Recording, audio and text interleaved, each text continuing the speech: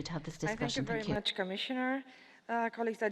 Je vous remercie, Madame le Commissaire. Le débat est clos. Nous allons voter à 12 heures sur le projet de résolution qui permettra de clore le débat. Passons rapidement au point suivant de l'ordre du jour, à savoir les discussions sur les gestions des droits de l'homme, de la démocratie et de l'état de droit. Nous allons commencer par le point concernant la Crimée, en particulier les Tatars de Crimée. J'ouvre le débat en donnant la parole au rédacteur, Monsieur Bütikofer, pour 1 minute. Thank you, President.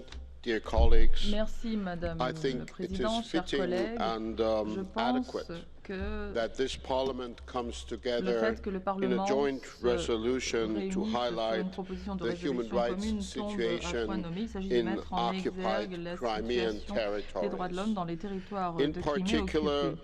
Il the s'agit Crimean notamment de Tatars mettre have l'accent been sur le fait que les Tatars de persecuted Crimée aient été from the very persécutés beginning of the depuis Russian le tout début invasion. de l'invasion Their russe. elected representatives Leurs have been représentants prohibited élus on n'ont fulfilling pas pu their elected exercer duties leur mandat, les as fonctions pour lesquelles ils they avaient été would have been élus. supposed to do under On n'a donc pas respecté the Ukrainian law. le In droit fact, what Russia has ukrainien been qui leur pursuing is conférait a ces course fonctions. of repressing La Russie a Crimean mené Tatars une campagne because de répression there des Tatars is de a Crimée. very broadly expressed mistrust over Il y a this en part effet of the une population. We défiance think that it ouverte is de la very population important that the vis-à-vis des Tatars de European Crimée. Parliament Il est très express its important que le solidarity, Parlement and fasse we're preuve happy de that sa we can share that solidarité et nous together. sommes ravis de pouvoir le faire ensemble. Merci, Madame Fotyga, pour 1 minute et demie. Dziękuję. 2 lata temu wielonarodowa President. grupa 2 years ago, a Merci. multinational group Il y a des of années,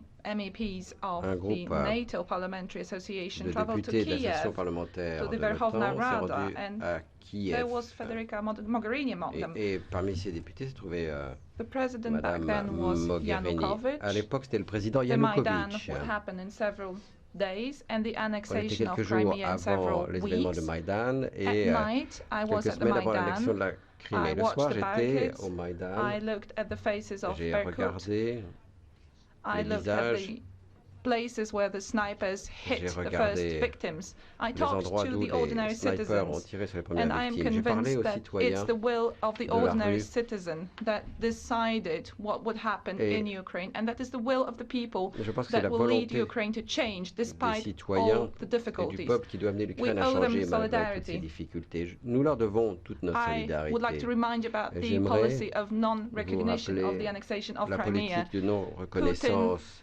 Tries to l'annexion de la Crimée. operate in such a Le président way Poutine as to essaye limit our d'agir solidarity.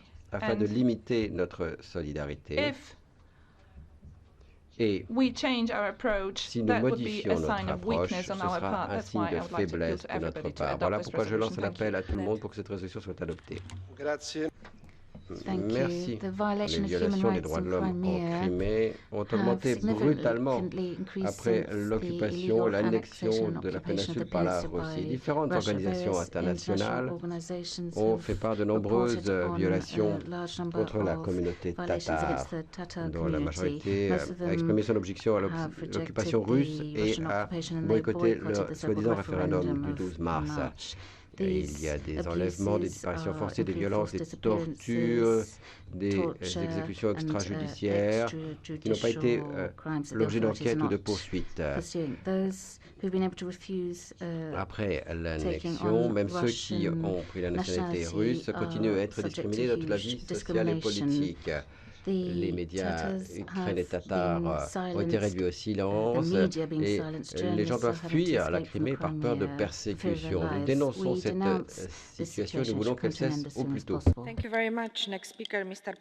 Merci beaucoup, Monsieur Preda. Merci, Madame la Présidente. Je souhaiterais dire que je me réjouis qu'enfin nous débattons ici aujourd'hui la situation de la Crimée. Mon groupe politique essaye depuis plus de 6 mois d'introduire à l'ordre du jour du Parlement la discussion sur la Crimée. Et il faut dire que les autres groupes politiques s'y sont opposés. Le seul groupe qui nous a soutenus a été le groupe conservateur jusqu'à ce mois-ci. La raison est l'attitude ambiguë envers la Russie, envers l'occupation de la Crimée. Un groupe politique important du Parlement nous demande d'aller à Moscou en délégation officielle. Je pense qu'il est inacceptable de faire cela tant que tous nos collègues du Parlement qui se trouvent sur la liste noire du Kremlin ne sont pas enlevés de la liste. Et tant que la Russie ne quitte pas la Crimée, la normalisation des relations ne peut se faire que si la Russie fait cela. Merci. Madame González Peñas, une minute. Merci, Madame le Président. Nous voyons à Crimée combien les intérêts géopolitiques l'emportent sur la vie des populations. Nous nous inquiétons de la situation économique et sociale de ces populations. Et ça ne sera pas possible de l'améliorer tant qu'il y aura ce blocage.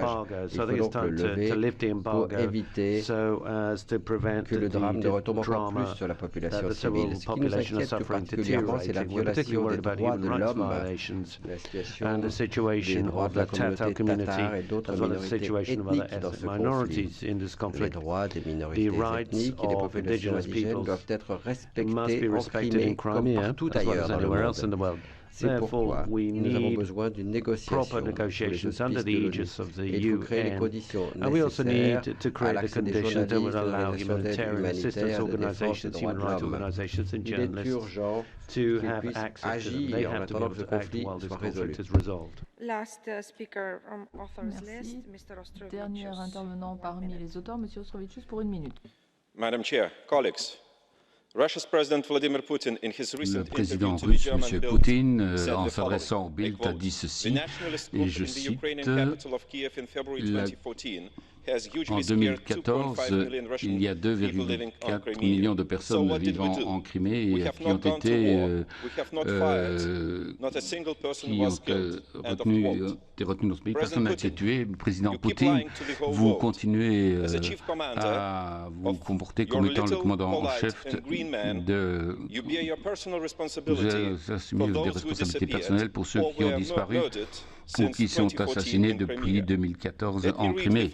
Permettez-moi de lire aussi ce que l'on peut lire, les noms des gens qui ont perdu. Richard Tomatov, Shaymardanov, Seyran Zinedinov, Islam Djiparov, Jevdet Islamov, Eskander Absalamov, Ruslan Ganiyev, Arlen Terechov. The list is not complete. Et c'est une liste qui est loin d'être exhaustive. Chers collègues, ne répétons pas les erreurs du XXe siècle, appelons un chat un chat. Merci. Au nom des groupes politiques, M. Plenković, premier intervenant.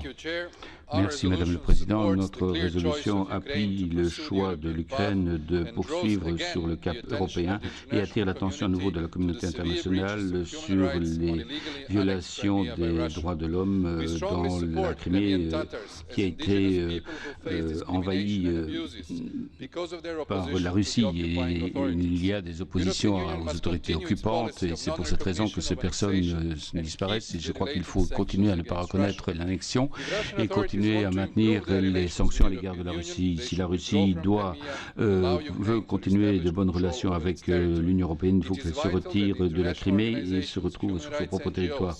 Les ONG, les activistes, les militants n'ont pas la possibilité de s'exprimer et il faut aussi qu'ils puissent se coordonner avec les autorités ukrainiennes. Et c'est pour cette raison qu'il faut absolument qu'il y ait des représentants des droits de l'homme du Conseil d'Europe qui puissent se rendre sur place. Et puis, il faut aussi que l'on maintienne la question de mener les négociations pour ces pays reviennent au sein de l'Ukraine et il faut se dire que les problèmes sont étroitement liés. Merci. Monsieur Bersani, 1 minute. Merci. Je voudrais être très franc au sein du Parlement. Toutes les forces politiques du Parlement souhaitent résoudre les problèmes en Crimée. Et ce dont nous avons besoin, à l'évidence, c'est que Poutine mette fin aux atrocités contre la population de Crimée et en particulier contre la minorité tatar. Les efforts que nous faisons en tant que Parlement ne doivent en aucun cas saper notre solidarité, sinon nous aiderons Poutine. Et ce genre d'attitude est un cadeau offert sur un plateau d'argent à Poutine. Tout ce qui sape notre unité sert Poutine. Et c'est pourquoi je demanderai à tous les collègues de respecter les sanctions qui ont été imposées à la Russie. Ne sapez pas les décisions qui ont été prises pour des motifs qui vous intéressent. Monsieur de Masmaker, pour une minute. Chers collègues, qui a visité la Crimée en de meilleurs moments, c'était une région extrêmement touristique, une mosaïque des différentes langues, cultures et traditions. Et donc on pouvait, j'ai pu m'y rendre avant l'annexion par la Russie. C'est un bijou sur la mer Noire et aujourd'hui c'est devenu un lieu de peur. Les méthodes d'annexion de Poutine montrent que cela a toute une série de conséquences pour les droits de l'homme. On leur demande aux gens de se taire ou bien de s'en aller. Il y a oppression contre les journalistes, les militants et surtout les minorités tartares sont mises sous pression. Et il y a des enlèvements, des tortures. C'est une honte. L'histoire se répète pour ce peuple fier. Et je crois que c'est tout à fait essentiel. Il faut que l'on demande à la Russie de faire preuve de toute la coopération nécessaire pour mettre un terme à cette situation. Madame Kallas, une minute. Merci.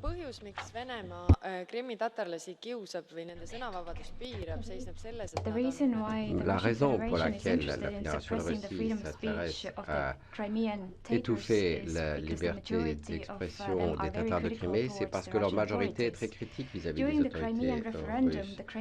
Au cours du référendum, les Tatars étaient très actifs. Ils manifestaient dans la rue contre le référendum en brandissant le drapeau ukrainien.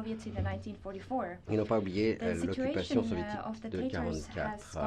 La situation des Tatars n'a fait qu'empirer. Ils ne peuvent pas apprendre leur propre langue à l'école, leurs chaînes de télévision ont été fermées et les gens qui souhaitent prendre la citoyenneté russe ont du mal à trouver des emplois et des places dans les écoles. La persécution des Tatars de Crimée et de leurs droits de l'homme est flagrante. On s'en prend aussi à leur langue et à leur patrimoine culturel. La Russie doit s'assurer que les Tatars pourront continuer à vivre dans leur région et préserver leur langue et leur culture. Monsieur Štětina, une minute. Thank you, ladies and gentlemen. The right for education in the Tatar language and the Ukrainian language is not respected in Crimea. The number of Tatar schools is being reduced. The freedom of speech is under threat. Some Tatar media were closed down by force. Cultural and symbolic elements of the Tatar identity are being suppressed. We should condemn the intimidation of Tatar political leaders. This also applies to Mustafa Jamiliev, who has been for a long time pointing out the desire of the Russian Federation to occupy Crimea. Let me remind you that Mustafa in 1968 was sentenced for 3 years in the USSR for criticizing the occupation of my country, Czechoslovakia. His prosecution by the Crimean occupational bodies for the crimes under Russian penal code is unacceptable. Whilst Crimea is still considered to be Ukrainian territory, un territoire ukrainien, nous devons soutenir les Tatars de Crimée. Thank you. Madame Perry, 2 million people living in Crimea are facing unprecedented levels of human rights abuses. sont victimes de violations des droits de l'homme. Pour les Tatars qui vivent en Crimée, la situation est catastrophique. Nous parlons ici d'une occupation de la part d'un pays. Nous parlons d'intimidation, de torture, d'assassinat, sans aucune possibilité de justice. Nous parlons d'une population qui n'a pas accès aux organismes internationaux pour faire prévaloir leurs droits qui sont violés. Nous devons venir en aide à cette communauté tatare. Nous devons également aider tous les Ukrainiens qui sont dans une situation difficile. Je demande à la Fédération russe et aux autorités en Crimée de garantir l'accès aux experts internationaux, qu'il s'agisse d'experts européens ou des Nations Unies. Merci. Monsieur Tannock, vous avez une minute. Suite à l'annexion forcée et violente de la Crimée en 2014, les minorités ukrainiennes et tatars ont connu une détérioration massive de la situation de leurs droits fondamentaux et des libertés publiques. Le boycott de principe du référendum par les Tatars a exacerbé encore l'inimitié entre Moscou et les Tatars, datant de la déportation stalinienne des années 40. En conséquence, les dirigeants politiques des Tatars ont été exilés, les médias ont été muselés et les fêtes tatares ainsi que les cérémonies de commémoration supprimées. Les violations de l'état de droit et des droits de l'homme sont de plus en plus fréquentes. La situation reste préoccupante. Je condamne sans la moindre réserve cette annexion violente d'une partie qui appartient toujours à l'Ukraine et demande aux autorités de respecter les droits fondamentaux de la personne quand il traite des minorités tatares. L'Union européenne suit de très près ce qui se passe, tout comme la communauté internationale d'ailleurs. Monsieur Synadinos, s'il vous plaît. Madam President, the European Union has given its views on individual countries and on their authorities, but it's also really being run by individual countries. For example, Germany. I think that we have been hypocritical about this kind of area. Particularly since, if you look at the restriction on people's freedoms in Istanbul, for example, or Constantinople, there people are not able to go about their business. And we overlook certain things. We do not see the continuing occupation of Cyprus, for example. We pay less than sufficient attention to other countries which are allowing migrants to come in large numbers into European territory. And now the Tatars, of course, for 20 years now, there has been a process between the Tatars and a kind of conflict, an ongoing conflict with Russia. And we should not be selective in our indignation. Avec la Russie, je vous remercie. Merci. Procédure des interventions à la demande. La liste est longue, mais nous n'avons que 2 minutes, donc 2 intervenants. Pospel d'abord. Předsedkyně, já jsem rád, že u tohoto bodu mohu vystoupit a říci. I'm very pleased that I can talk about this topic and say something that Mr. Štětina has already mentioned. I am a Czech person and I am extremely pleased that Mr. Mustafa Džemiliev back in 1968 protested against the occupation of Czechoslovakia and that we can support this nation that has been repressed during the 20th century in the Soviet Union and now it is being repressed by Russia. I'm really pleased that we are calling upon Russia today to stop this intimidation of Tatars and to respect the human rights. There are Tatar medias that are being repressed, intimidated consolidated Tatars that are being missing. There are about 20,000 Tatars that left Crimea last year due to this pressure. They left Crimea to go to Ukraine. So Tatars are leaving their homes again. We cannot accept it. We should immediately press upon Russia and always talk about this topic. Thank you. I'm very happy to see that today in Strasbourg we are speaking and we hear the voice of Crimean Tatars, this small country, and their its situation is a very clear sign of the consequences of the Russian annexation of Crimea. I'm very sad to hear that we're not talking about the things that really depend on ourselves, on our decisions. Yesterday we had a debate on the European Council meeting, and in the statement of the President of the European Council, we didn't hear virtually no word was spoken about Crimea, the Minsk agreements, and the very serious threat of aggressive steps that may be undertaken by Russia and pro-Russian forces. Finally, we had actually not a word about Nord Stream 2. And this project turns into nothing and annihilates the results of our sanctions with respect to Russia. It is a proof of the fact that we are not really reacting strongly. We should be reacting where we can really actually react. Do you have a point of order, Mr. Bütikofer? Est-ce que c'est un point d'ordre, monsieur? President, I ask for the Madame la Présidente, je demande l'occasion de pouvoir répondre à une attaque personnelle. Je souhaiterais que vous en preniez note.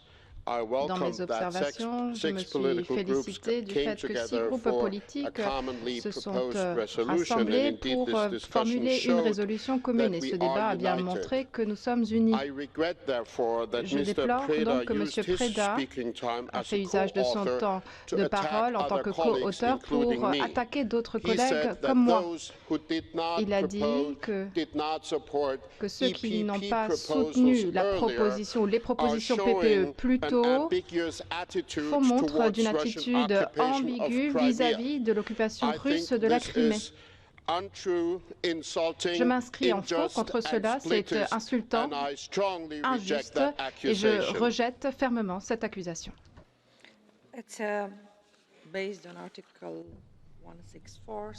C'est conformément à l'article 164. Nous en avons pris note. Madame le commissaire. Madame la Présidente, Mesdames et Messieurs, 2 ans se sont écoulés depuis cette annexion illégale de la Crimée et de Sébastopol de la part de la Fédération russe. L'Union européenne ne reconnaît pas ces faits et condamne ces faits. Le droit international a été violé. En plus, suite à cette annexion, il y a eu toute une série de répercussions négatives en termes de droits de l'homme. Les libertés fondamentales, les droits fondamentaux sont foulés aux pieds. C'est ce que l'on peut dire de la situation qui prévaut dans cette péninsule. Nous avons également une incertitude juridique et une discrimination ici. La communauté tatare de Crimée fait l'objet d'une pression spécifique. N'oublions pas que les commémorations pour cette déportation de 1944 n'ont pas pu avoir lieu. Certains activistes tatars, d'ailleurs, ont fait l'objet de persécutions. Il y a des cas de disparition, de torture, d'assassinat de jeunes tatars. Ces faits n'ont pas fait l'objet d'enquête. J'ai abordé la question avec Mme Mogherini afin qu'elle saisisse son homologue de ce cas. And sentences of Oleg Sentsov and Alexander Kolchenko. Le cas de Kolchenko a été mentionné aussi. L'Union européenne suit l'évolution de la situation. Il y a une violation du droit international. l'Union européenne demande à ce que ces personnes soient libérées et les Tatars soient en mesure de rentrer chez eux en Crimée. Il faut mobiliser tous les acteurs internationaux pour que la situation soit améliorée en Crimée et à Sébastopol. Des missions ont déjà eu lieu. Il y a eu la mission du Conseil de l'Europe en la personne de son commissaire chargé des droits de l'homme. En août 2014, il y a eu également des missions officieuses de ministres des Affaires étrangères et nous avons également cette mission concernant les droits de l'homme en Crimée. Nous nous félicitons des efforts des Nations Unies et des OSCE, mais les représentants de ces organisations n'ont pas pu se rendre en Crimée. De toute façon, les violations sont étayées par bon nombre de sources. Je vous rappelle ce qu'a fait le Conseil secrétaire général des Nations Unies, ces déclarations. Merci. Merci, Madame la Commissaire. Chers collègues, j'ai reçu 7 motions de résolution pour clôturer ce débat.